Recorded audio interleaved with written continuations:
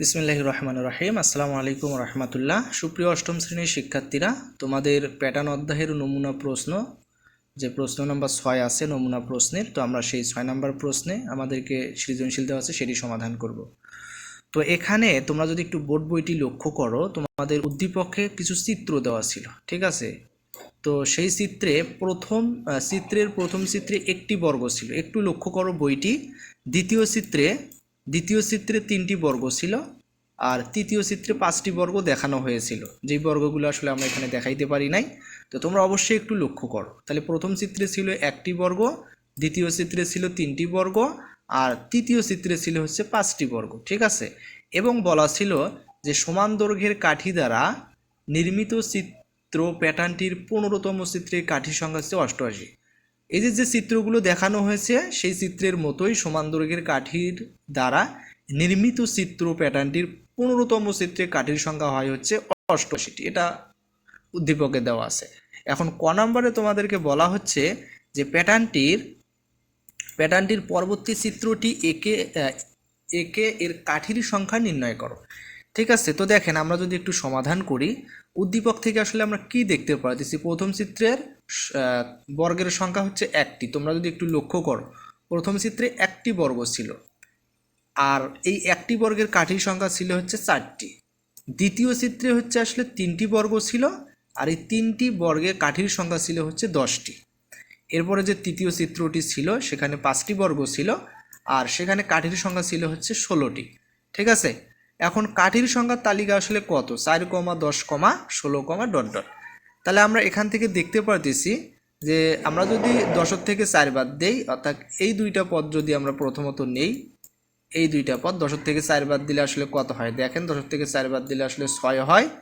এরপরে আমরা যদি আবার দ্বিতীয় যে পদ দুইটা 16 থেকে যদি আমরা 10 বাদ দিই তাহলে কত হয়? দেখেন, 16 থেকে 10 বাদ দিলেও 6 হয়। তাহলে 10 থেকে 4 বাদ দিলেও 6, 16 থেকে 10 বাদ দিলেও 6। তাহলে আমরা এখান থেকে দেখতে পাচ্ছি প্রতিবার 6টি করে কাঠি বাড়ছে, তাই কি না? তাহলে ক নং প্রশ্নের সমাধানটা আসলে কি হবে?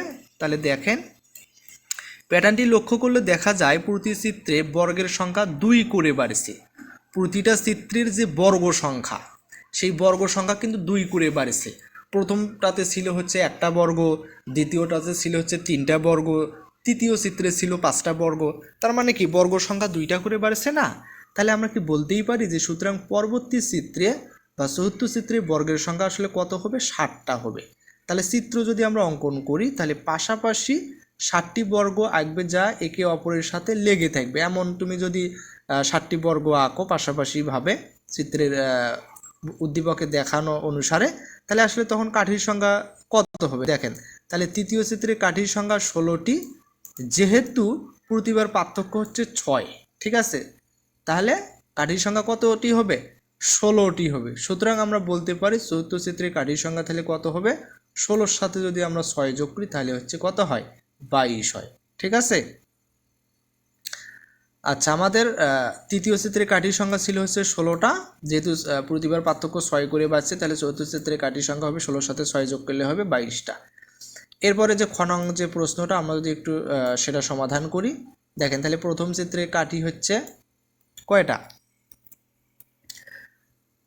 অর্থাৎ প্রথম পদের কাঠি হচ্ছে 4টা, এরপর হচ্ছে দ্বিতীয় পদের কাঠি হচ্ছে 10টা, তৃতীয় পদের কাঠি হচ্ছে 16টা। এবং আমরা দেখেছি যে আসলে পার্থক্য কত? পার্থক্য 6 করে বাড়তিছে।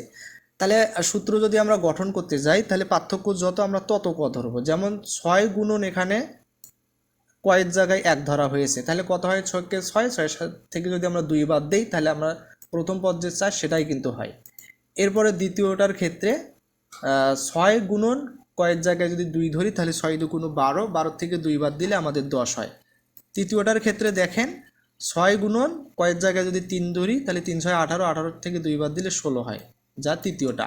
তাহলে এখান থেকে আসলে আমরা কি দেখতে পাচ্ছি? অনুরূপভাবে কতম পদের কাঠির সংখ্যা নির্ণয় করার বীজগাণিতিক তাহলে সূত্রটা কি হবে? 6 ক - 2, ঠিক আছে? তাহলে আমরা বলতে পারি যে 21তম পদ নির্ণয়। তাহলে সূত্র মতে 21তম পদে কাঠির সংখ্যা আসলে কত হবে? কয়ের জায়গায় 21 বসাবো, তাহলে 6 গুণন 21 ইন্টু -2, তাহলে এখান থেকে আমরা পাই হচ্ছে 124টি। তাহলে আমরা বলতে পারি আমাদের সূত্রটা হবে 6 ক - 2 এবং 21তম পদ হবে 124। ঠিক আছে। আচ্ছা, এরপরে আমাদের গ নাম্বার প্রশ্নটা আসলে কি বলা ছিল দেখেন। গ নাম্বার প্রশ্ন বলা ছিল প্রথম 15টি চিত্রের শেষ 12টি চিত্র তৈরি করতে প্রয়োজনীয় কাঠির সংখ্যা নির্ণয় করো। তাহলে প্রথম যে 15টা চিত্র, সেই 15টা চিত্রের শেষ 12টা, তার মানে প্রথম 3টা বাদ দিতে হবে।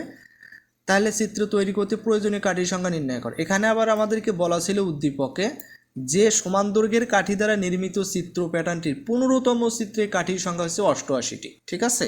তো এখন দেখেন আমরা যদি একটু সমাধানটা করি গ নাম্বার,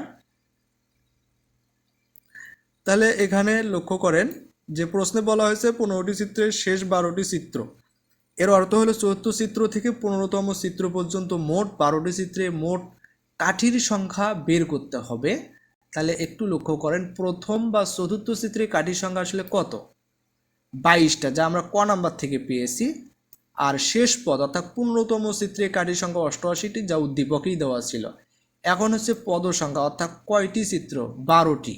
পদ সংখ্যা হলো 12, যে কয়টি চিত্রের কথা বলা হয়েছে সেটাই হচ্ছে পদ সংখ্যা 12। ঠিক আছে। তাহলে আমাদের সূত্রটা হচ্ছে কি, সূত্রটা হচ্ছে প্রথম পদ যোগ শেষ পদ গুণন পদ সংখ্যা ডিভাইডেড বাই 2। আমরা যদি এখন একটু মান বসাই, প্রথম পদ হচ্ছে 22, শেষ পদ হচ্ছে 88, আর পদ সংখ্যা হচ্ছে 12টা চিত্রের 12 ভাগ 2।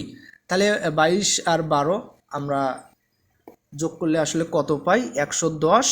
12কে গুণন 12 ভাগ 2, 12কে 2 দ্বারা ভাগ করলে 6। তাহলে 110 আর 6 যদি আমরা গুণ করি তাহলে আমাদের হয় হচ্ছে 660টি। ঠিক আছে। তাহলে উত্তর প্রয়োজনীয় কাঠির সংখ্যা আসলে কত হবে, 660টি। আশা করি আপনারা অবশ্যই বুঝতে পেরেছেন। তো পরবর্তী ভিডিওর আমন্ত্রণ জানিয়ে এখানেই শেষ করছি। আসসালামু আলাইকুম ওয়া রাহমাতুল্লাহ।